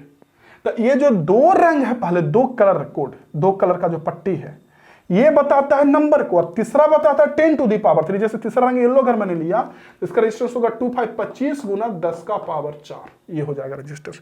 ये जो चौथा रंग है सबसे लास्ट में साइड में रहेगा, वो टॉलरेंस को बताता है, प्लस माइनस, यानी इतना ज्यादा रेजिस्टेंस ऊपर नीचे वेरी कर सकता है, टॉलरेंस उसमें हो सकता है, ठीक है। जैसे मेरे, और इसके लिए बहुत रंग नहीं, उसके लिए यही 3 रंग यूज किया जाता है जनरली, गोल्ड, सिल्वर, ये वाला। और अगर कोई रंग नहीं है तो मतलब ये 5 है तो कहने का मतलब जैसे कि मान के चलिए गोल्ड, यहाँ गोल्ड ये रंग है चौथा, तो इतना रेजिस्टेंस हो गया, और प्लस माइनस 5%। समझ में आया? फिर से सुनिए, जैसे पहला रंग अगर वायलेट है, दूसरा रंग ग्रे है, तो होगा 7 और 8 तो 78 इंटू, और तीसरा रंग मान के चलिए बच्चों ऑरेंज है, तो ऑरेंज का कोड होता है 3, तो 78 इंटू 10 टू दी पावर 3। और चौथा रंग मान के चलिए सिल्वर है, तो सिल्वर का टॉलरेंस होता है 10%, तो प्लस माइनस 10%। ये कार्बन का रेजिस्टेंस कलर कोड होता है, कलर कोड याद कर लीजिएगा इसको, ठीक है। और अब आ जाते हैं बच्चों इलेक्ट्रिकल डिवाइस में Wheatstone bridge, metre bridge और पोटेंशियोमीटर, ठीक है। पहले बीट स्टोन ब्रिज पढ़ा के समझा देता हूं, फिर आगे आऊंगा। देखिए बीट स्टोन ब्रिज क्या है ना, वैसे तो आपको पता ही होगा, नहीं पता है तो वो जानते ही होंगे कि रजिस्टर वगैरह होगा, लेकिन बीट स्टोन ब्रिज का असली यूज अननोन कंडक्टर का रेजिस्टेंस निकालने के लिए करते हैं। हालांकि बीट स्टोन ब्रिज से नहीं करते हैं, उसी का मॉडिफाइड वर्जन जो मीटर ब्रिज होता है उसी से करते हैं, दोनों एक ही चीज होता है, बस एक को थोड़ा अच्छा से बना दिया गया है। होता क्या है कि बीट स्टोन एक साइंटिस्ट थे जिन्होंने एक इलेक्ट्रिक सर्किट में देखा क्या कि अगर ऐसे करके हम इलेक्ट्रिक सर्किट में रेजिस्टेंस जोड़ दे, जैसे यहाँ पे कुछ रेजिस्टेंस जोड़ दे, फिर यहां जोड़ दे बच्चों, फिर यहां जोड़ दे बच्चों, फिर यहां जोड़ दे बच्चों, ठीक है। तो यहाँ पे रेजिस्टेंस मान के चलिए R1 है, यहाँ पे R2 है, यहाँ पे R3 और यहाँ पे R4 है, ठीक है बच्चों। और यहाँ पे मान के चलिए बच्चों कोई गैल्वेनोमीटर मैंने जोड़ दिया है, ठीक है। तो देखा क्या गया कि जब इस सर्किट में, यहाँ से बैटरी जोड़ देंगे ऐसे करके, तो यहाँ से करंट ऐसे जाएगा, इधर बटेगा, इधर बटेगा। अब हो सकता है उससे इधर भी जाए या इससे इधर जाए, बीच वाला भी करंट बह सकता है। तो इसी को बोलते हैं बीट स्टोन ब्रिज। लेकिन हम लोग को पढ़ना होता है बीट स्टोन का बैलेंस सिचुएशन, और बैलेंस इसको कब बोलते हैं, जब देखा गया कि जब R1 R2 का रेजिस्टेंस यानी R1 बाई R2 इन दोनों का रेशियो, R1 R2 का रेशियो और इन दोनों का R3 R4 का रेशियो अगर सेम है बीट स्टोन ब्रिज में, तब बीच वाला से करंट जीरो भरा, यानी बीच वाला से कोई करंट नहीं भरा, यानी बीच में अब रेजिस्टेंस जोड़ दे या कुछ भी जोड़ दे इसका कोई मतलब ही नहीं है। और इसी को बोलते हैं बैलेंस सिचुएशन। या ये बोल दीजिए कि जब बीच वाले से करंट जीरो है तो इन दोनों का रेशियो और इन दोनों का रेशियो सेम होगा, यही होता है बीट स्टोन ब्रिज। और इससे इक्विवेलेंट रेजिस्टेंस निकालने के लिए कई बार एग्जाम्स में क्वेश्चन भी आएगा, जैसे क्वेश्चन दिया रहेगा कुछ ऐसे करके, रेजिस्टेंस इस तरह से दिया रहेगा कि आपको लगेगा कि ये बैलेंस सिचुएशन में है। जैसे मान के चलिए 2 ओम दे दिया, ये 4 ओम दे दिया, ठीक है, ये 3 ओम दे दिया और ये 6 ओम दे दिया। देखिए इन दोनों का रेशियो निकालेंगे 2/4 तो 1/2 आएगा, इन दोनों का रेशियो 3/6 तो 1/2, तो रेशियो से मैं बीच में मान के चलिए दे दिया 10 ओम, तो इसका इन दोनों का और इन दोनों का रेशियो में तो बीच वाला से कोई करंट नहीं बहेगा, तो हमको इस रेजिस्टेंस का कोई मतलब ही नहीं है। तो नहीं मतलब है तो ऊपर में ये ऐसा फिगर बन जाएगा, देखिए ऊपर में 2 ओम, इधर 3 ओम, 2 3, नीचे में 4 ओम और इधर बच्चों 6 ओम, ऐसा फिगर बन जाएगा। हो गया, देख रहे हैं, यही हमारा इक्विवेलेंट रेजिस्टेंस निकल जाएगा। 2 3 5 और 6 4 10 और उसको इक्विवेलेंट निकाल लीजिए। बीच वाला से कोई मतलब, क्योंकि बीच वाले में कोई करंट ही नहीं बहा। तो यही बीट स्टोन ब्रिज है, और इसका अलग अलग तरीके से रूप होता है। रूप मतलब देखिए, अच्छा इससे मैंने कहा ना कि अननोन कंडक्टर का रेजिस्टेंस निकालते हैं, वो कैसे निकालेंगे देखिए। जैसे मान के चलिए आपको R1 पता है, R2 पता है, R3 भी पता है, R4 एक कोई कंडक्टर जिसका रेजिस्टेंस निकालना, आपने इसको यहां जोड़ दिया, तो आपको पता है कि जब बीच वाले से करंट बहेगा नहीं बहेगा तो इन दोनों का रेशियो और इन दोनों का रेशियो सेम होगा, यानी R1/R2 इक्वल टू R3/R4 होगा। कब? जब बीच वाले से करंट नहीं बहेगा तब, ठीक है बच्चों।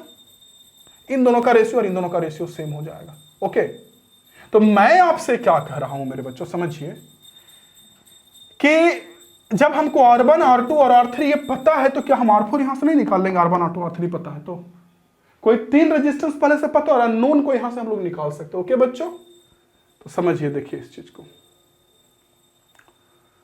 तो इलेक्ट्रिकल डिवाइस में वही बीट स्टोन ब्रिज के बारे में बताया। देखिए 4 रेजिस्टेंस यहाँ PQRS से दिखाए, तो P/R इक्वल टू Q/S हो जाएगा। यहां प्रिंसिपल बीटस्टोन ब्रिज का है वही कि नल डिफ्लेक्शन पॉइंट पे वैरी करता है, मतलब कि इन दोनों का रेशियो और इन दोनों का रेशियो जब सेम होगा तो करंट बीच से नहीं बहेगा।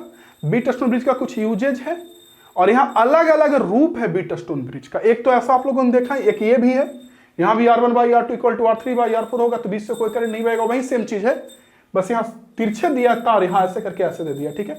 ये भी देखिए सर्कल में दे दिया इसी के जैसा, यहाँ पे ऐसे करके रेक्टेंगल में दिया है, यहाँ ऐसे घुमा दिया, एक ही चीज है। ये भी बीटस्टोन ब्रिज है, सेम चीज। अगर इसको ऐसे पकड़ के खींचेंगे तो यही वाला मिलेगा। तो यहां भी R1/R3, यहां होगा R1/R3 का रेशियो R2/R4 के बराबर हो तो बीच में R5 खत्म हो जाएगा। और ये भी बीटस्टोन ब्रिज है, R1/R3 का रेशियो R2/R4 के बराबर होगा तो बीच में यहां भी R5 खत्म होगा। दोनों सेम है, ये सब सेम है, अलग अलग रूप है। इसको जब इधर पलटेंगे ना, ये तार को इधर से हटा के इधर पलट देंगे, यानी तार को इधर ला देंगे, देखिए इधर ला देंगे, R1 को इधर ला देंगे, इसको, तब आपको पता चलेगा। ओके भाई लोग। अच्छा एक चीज और कि बोर्ड एग्जाम में ना बैलेंस सिचुएशन प्रूव करने के लिए बहुत पूछता है, मतलब अच्छे मात्रा में पूछता है। तो देख लीजिएगा डिटेल कोर्स में, डेरिवेशन वगैरह जो मैंने दिया है उसमें देख लीजिएगा। डेरिवेशन तो मैंने ऐसे भी डाला है, वो देख लीजिएगा। ओके भाई लोग, चलिए अब अगला टर्म है हमारा मीटर ब्रिज। ये क्या है? तो ये बीटस्टोन ब्रिज का ही मॉडिफाई रूप है। बीटस्टोन ब्रिज में मैंने क्या बोला कि इसके जरिए नॉन रेजिस्टेंस निकालते, यही मैंने बोला ना। तो समझिएगा मैं क्या कह रहा हूं कि जैसे मान के चलिए ये बीटस्टोन ब्रिज है, ठीक, और आप यहाँ पे अननोन रजिस्टर ऐसे जोड़ दिया, अननोन रजिस्टर जिसकी वैल्यू निकालनी है, या कोई कंडक्टर जोड़ दिया जिसकी रेजिस्टेंस निकालनी है, ठीक। अब बीच में गैल्वेनोमीटर लगा दिया, तो आपको पता है कि जब गैल्वेनोमीटर से करंट जीरो होगा तो इन दोनों का रेशियो के बराबर होगा, तो यहाँ से ये निकाल लेंगे ना। लेकिन अगर करंट जीरो ना हुआ तो तब तो आपको इन तीनों में कोई रेजिस्टेंस बदल के चेक करना पड़ेगा कि कब करंट जीरो हो रहा है। बदलना भी डिफिकल्ट है ना, बार बार कितना बदलेंगे। और आपने बदला तो हो सकता है जो करंट ऐसे भरा था ऊपर बहने लगे, तो वो भी समस्या है। इसलिए इसी को मॉडिफाई कर दिया गया, बन गया मीटर ब्रिज। उसमें भी 4 रेजिस्टेंस। क्या होता है मीटर ब्रिज में? देखिए इस तरह का एक पट्टी होता है ऐसे, इस तरह का भी एक पट्टी होता है ऐसे बीच में, और यहां पे एक रेजिस्टेंस जोड़ते हैं R, जिसकी वैल्यू निकालनी होती है। यहां पे एक पहले से S स्टैंडर्ड रेजिस्टेंस जुड़ा हुआ होता है, ठीक है। और इसमें सबसे बड़ा काम का चीज है इसका तार, इस मीटर ब्रिज का ये तार यहां से यहां तार होता है, ठीक है।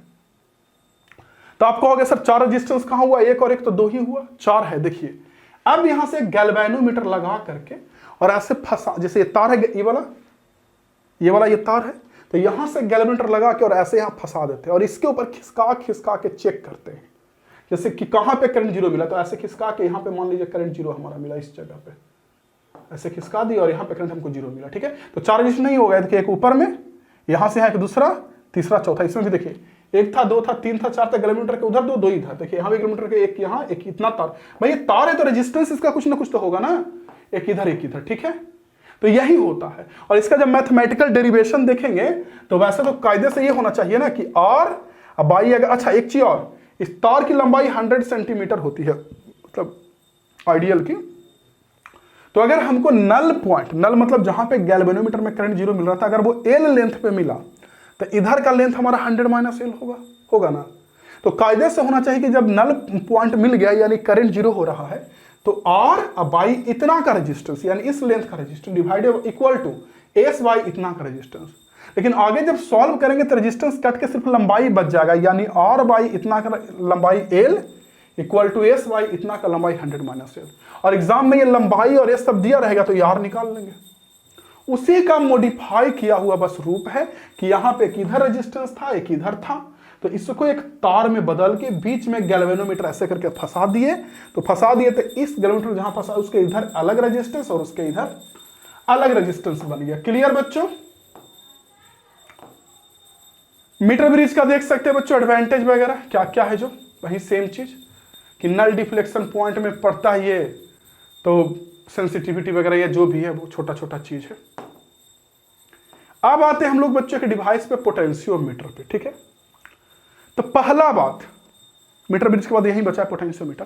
पहला बात, पोटेंशियोमीटर को यूज क्यों किया, क्या जरूरी है इसको यूज करना? क्योंकि पोटेंशियोमीटर किसी बैटरी का ईएमएफ या वोल्टेज वगैरह बताता है, तो वोल्ट मीटर भी तो था, लेकिन वोल्ट मीटर के साथ समस्या था कि वो बैटरी का एक्चुअल वोल्टेज नहीं बताता है। सर कैसे? देखिए आपने कोई बैटरी लिया, ओ सॉरी, आपने कोई बैटरी लिया, ठीक, ऐसे करके, और इसमें आपने वोल्ट मीटर ऐसे करके लगा दिया, ठीक है। और बैटरी मेरे बच्चों मान के चलिए हमारा 10 वोल्ट का था, ईएमएफ इसका 10 वोल्ट है, ठीक है। तो जब वोल्ट मीटर लगाएगा तो इससे कुछ ना कुछ तो करंट बहेगा। वैसे तो आइडियल वोल्ट मीटर होता है उसका करंट इन्फिनिटी होता है, माना जाता है कि करंट ना बह रहा है उससे कुछ, लेकिन फिर भी कुछ ना कुछ तो बहेगा। और जब यहां से करंट कुछ ना कुछ बहेगा मेरे भाई लोग, तो प्रश्न मेरा फिर आपसे वही है कि जब यहां से करंट कुछ ना कुछ बहेगा वोल्ट मीटर के जरिए, तो हमको एक बात बताइए और सही सही सोचिएगा कि बैटरी का एक तार यहां जोड़ दिए, वोल्ट मीटर का एक यहां जोड़े, तो हमको बैटरी का ईएमएफ मिलेगा या बैटरी के किनारा पर जो वोल्टेज है वो मिलेगा? बैटरी के किनारा पर वोल्टेज मिलेगा, और बैटरी के किनारा पर वोल्टेज थोड़ा कम मिलता है, अभी ना पढ़े टीपीडी, टर्मिनल पोटेंशियल डिफरेंस। तो बैटरी के किनारा पर जो वोल्टेज मिलेगा बच्चों वो कम मिलेगा, कम थोड़ा कम क्या, बहुत कम मिलेगा। समझ में आ रहा है मैंने क्या बोला आपको? और यही एक सबसे बड़ी समस्या हो जाती है इसके। आइडिया लग गया भाई लोग? क्लियर बच्चा लोग?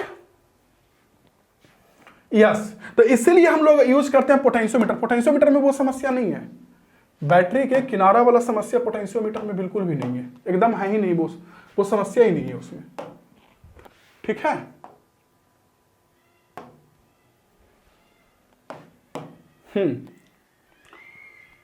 तो पोटेंशियोमीटर में बात करेंगे बच्चों, तो पोटेंशियोमीटर एक ऐसा डिवाइस है जो एक्यूरेटली मेजर करता है ईएमएफ को बैटरी का। अब वो कैसे मेजर करता है वो भी बताता हूं। देखिए, पोटेंशियोमीटर में एक बैटरी जोड़ते हैं बड़ा सा, बड़े वोल्ट का, ठीक है, और एक तार होता है यहां से यहां, ये देखिए। तो क्या होगा कि इस बैटरी का कुछ वोल्टेज तो ये सब रेहोस्टैट वगैरह पे टूटेगा, क्योंकि करंट मैनेज करने के लिए तो हम लोग रेहोस्टैट जोड़ेंगे, लेकिन कुछ वोल्टेज, बहुत ज्यादा वोल्टेज इस तार पे रहेगा, ठीक है। अब जिस बैटरी का भी हमको ईएमएफ निकालना है उसको हम यहां पे ऐसे जोड़ देंगे गैल्वेनोमीटर के जरिए, और सेम ऐसे फंसाने वाला तार रहता है, और इसको फंसा के देखेंगे कि कहां पे करंट जीरो हो रहा है। जहां पे भी करंट जीरो हुआ, इसका मतलब करंट जीरो कब होगा? जब बैटरी का वोल्टेज और इस तार का वोल्टेज दोनों एक दूसरे को बैलेंस कर ले, तब जाके इसमें बहने वाला करंट हमारा जीरो हो जाता है।